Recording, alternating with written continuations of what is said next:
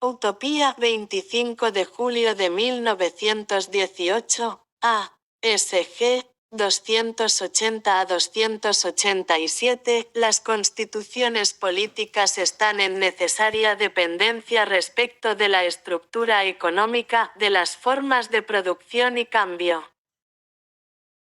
Con el simple enunciado de esa fórmula creen muchos tener resuelto todo problema político e histórico, poder impartir lecciones a diestra y siniestra, poder juzgar sin más los acontecimientos y llegar, por ejemplo, a la conclusión siguiente: Lenin es un utópico, los infelices proletarios rusos viven en plena ilusión óptica, les espera implacablemente un despertar terrible. La verdad es que no existen dos constituciones políticas iguales entre sí, del mismo modo que no existen dos estructuras económicas iguales. La verdad es que la fórmula en cuestión no es en modo alguno seca expresión de una ley natural que salte a la vista. Entre la premisa estructura económica y la consecuencia constitución política, hay relaciones nada simples ni directas, y la historia de un pueblo no se documenta solo con los hechos económicos. Los nudos causales son complejos y enredados, y para desatarlos hace falta el estudio profundo y amplio de todas las actividades espirituales y prácticas, y ese estudio no es posible sino después de que los acontecimientos se hayan sedimentado en una continuidad, es decir, mucho tiempo después de que ocurran los hechos. El estudioso puede afirmar con seguridad que una constitución determinada no se impondrá victoriosamente, no durará permanentemente, si no se adhiere de modo indisoluble e intrínseco a una estructura económica determinada, pero su afirmación no tiene más valor que el que tienen los indicios genéricos. ¿Cómo podría saber, en efecto, mientras se desarrollan los hechos, cuál es el modo preciso según el cual se asentará aquella dependencia? Las incógnitas son más numerosas que los hechos conocidos y controlables, y cualquiera de esas incógnitas es capaz de derribar una inducción aventurada. La historia no es un cálculo matemático, no existe en ella un sistema métrico decimal, una numeración progresiva de cantidades iguales que permita las cuatro operaciones, las ecuaciones y la extracción de raíces. La cantidad estructura económica se convierte en ella en cualidad porque se hace instrumento de acción en manos de los hombres que no valen solo por el peso, la estatura y la energía mecánica desarrollable por los músculos y los nervios, sino que valen especialmente en cuanto son espíritu, en cuanto sufren, comprenden, gozan, quieren o niegan. En una revolución proletaria, la incógnita humanidad es más oscura que en cualquier otro acontecimiento. Nunca se ha estudiado, y acaso era imposible estudiarla, la espiritualidad difusa del proletariado ruso, igual que la de los demás proletariados en general. El éxito o el fracaso de la revolución podrá darnos un documento importante acerca de su capacidad de crear historia. Por ahora, lo único que puede hacerse es esperar.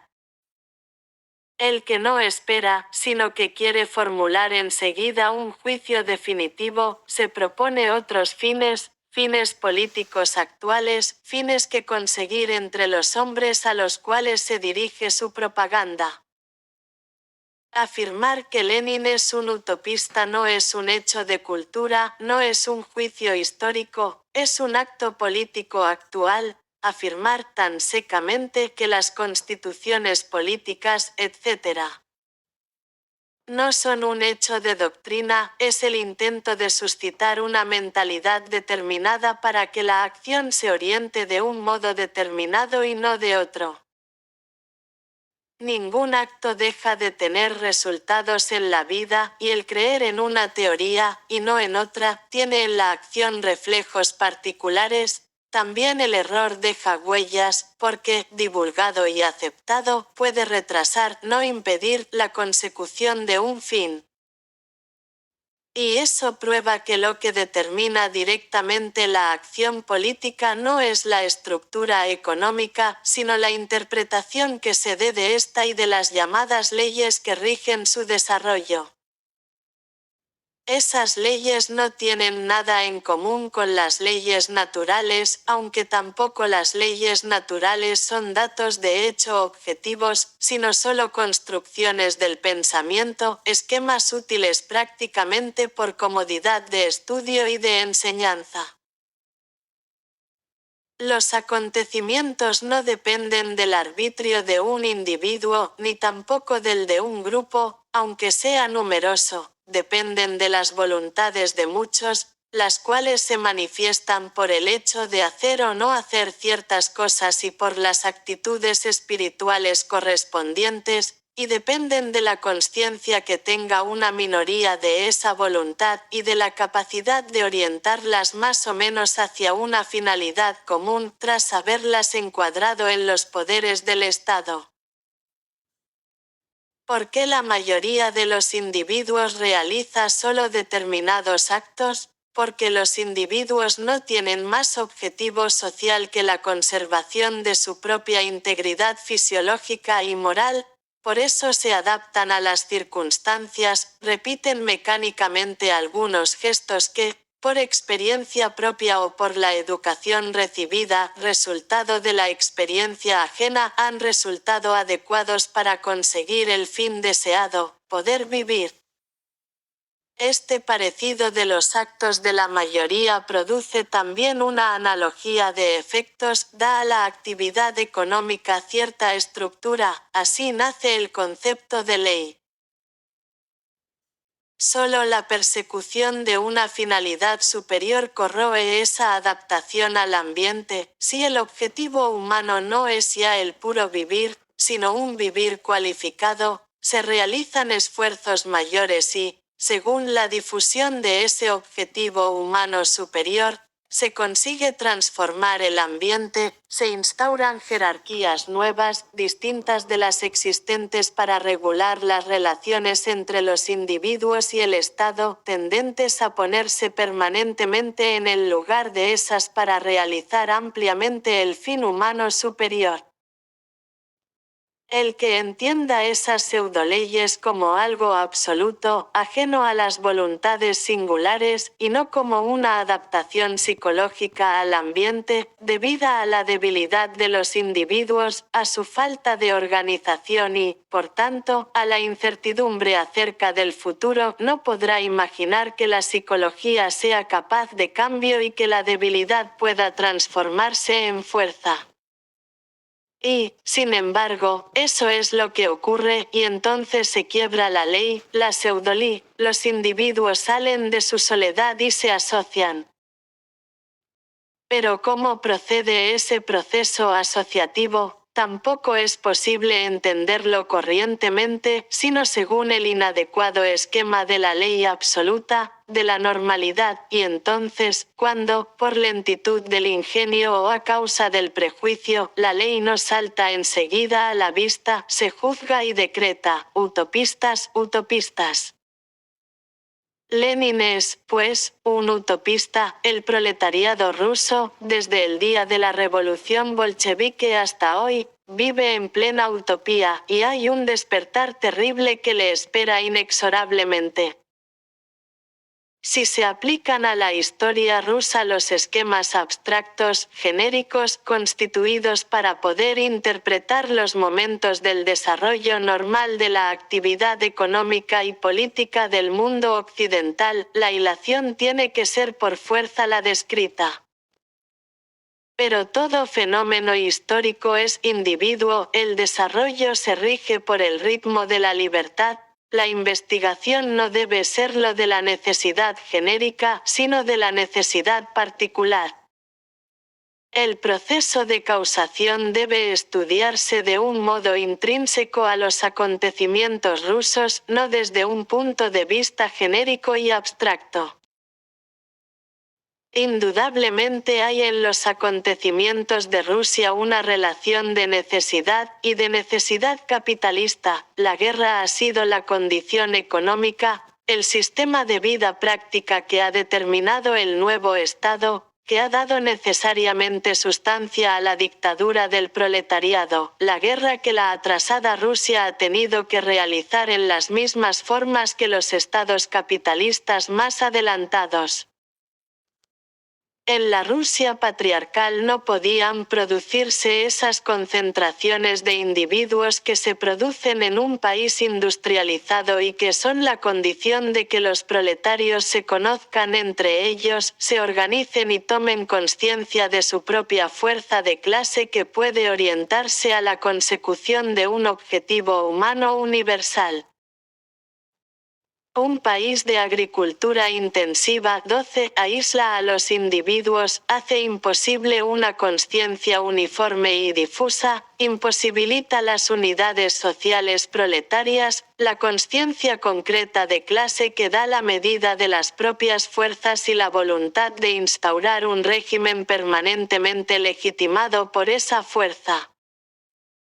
La guerra es la concentración máxima de la actividad económica en las manos de pocos, los dirigentes del Estado, y le corresponde la concentración máxima de los individuos en los cuarteles y en las trincheras.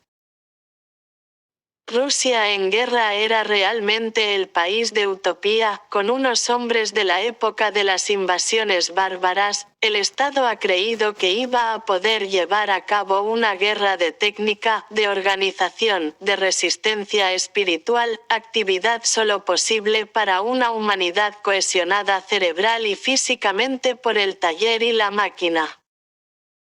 La guerra era la utopía, y la Rusia zarista y patriarcal se ha desintegrado al quedar sometida a la altísima tensión de los esfuerzos que se había impuesto y que le había impuesto el eficaz enemigo. Pero las condiciones artificialmente suscitadas por la inmensa potencia del Estado despótico han producido las consecuencias necesarias. Las grandes masas de individuos socialmente solitarios, una vez concentradas en un reducido espacio geográfico, han desarrollado sentimientos nuevos, han desarrollado una solidaridad humana inaudita. Cuanto más débiles se sentían antes, en el aislamiento, y cuanto más se doblegaban al despotismo, tanto más grande fue la revelación de la fuerza colectiva existente, tanto más poderoso y tenaz el deseo de conservarla y de construir sobre ella la sociedad nueva. La disciplina despótica se evaporó, empezó un periodo de caos. Los individuos intentaban organizarse, pero ¿cómo? ¿Y cómo conservar la unidad humana que se había creado en el sufrimiento? El filisteo levanta entonces la mano y contesta: la burguesía tenía que reintroducir orden en el caos, porque siempre ha sido así, porque a la economía patriarcal y feudal sucede siempre la economía burguesa y la constitución política burguesa. El filisteo no ve salvación fuera de los esquemas preestablecidos, no concibe la historia sino como un organismo natural que atraviesa momentos de desarrollo fijos y previsibles. Si siembras una bellota, puedes estar seguro de que no nacerá más que un brote de encina, el cual crece lentamente y no da frutos hasta pasados muchos años, pero ni la historia es una tierna encina ni los hombres bellotas. ¿Dónde estaba en Rusia la burguesía capaz de realizar esa tarea? Y si su dominio es una ley natural, ¿cómo es que esa ley natural no ha funcionado? Esa burguesía no se ha visto, pocos fueron los burgueses que intentaron imponerse y, además, se les barrió. Debían vencer, debían imponerse aunque fueran pocos, incapaces y débiles, pero ¿con qué santo aceite los habían ungido a esos infelices para que tuvieran que triunfar incluso perdiendo? es que el materialismo histórico no va a ser más que una reencarnación del legitimismo de la doctrina del derecho divino. El que considera a Lenin utopista, el que afirma que el intento de la dictadura del proletariado en Rusia es un intento utópico, no puede ser un socialista consciente, porque no ha construido su cultura estudiando la doctrina del materialismo histórico, es un católico hundido en el sílabus. Él es el único y auténtico utopista, pues la utopía consiste en no conseguir entender la historia como desarrollo libre, en ver el futuro como un sólido ya perfilado, en creer en planes preestablecidos. La utopía es el filisteísmo, tal como lo ridiculizó Heinrich Heine. Los reformistas son los filisteos y los utopistas del socialismo, igual que los proteccionistas y los nacionalistas son los filisteos y los utopistas de la burguesía capitalista. Heinrich von Treitschke es el representante máximo del filisteísmo alemán y los estatólatras alemanes son sus hijos espirituales, igual que Auguste Comte e Hippolyte Taine representan el filisteísmo francés y Vincenzo Gioberti el italiano. Son los que predican las misiones históricas nacionales o creen en las vocaciones individuales. Son todos los que hipotecan el futuro y creen encarcelarlo en sus esquemas preestablecidos, los que no son capaces de concebir la divina libertad y gimen continuamente ante el pasado porque los acontecimientos se desarrollaron mal. No conciben la historia como desarrollo libre, de energías libres que nacen y se integran libremente, distinto de la evolución natural, igual que los hombres y las asociaciones humanas son distintos de las moléculas y de los agregados de moléculas. No han aprendido que la libertad es la fuerza inmanente de la historia que destruye todo esquema preestablecido. Los filisteos del socialismo han reducido la doctrina socialista a la bayeta del pensamiento, la han ensuciado y se vuelven furiosos contra los que, en su opinión, no la respetan.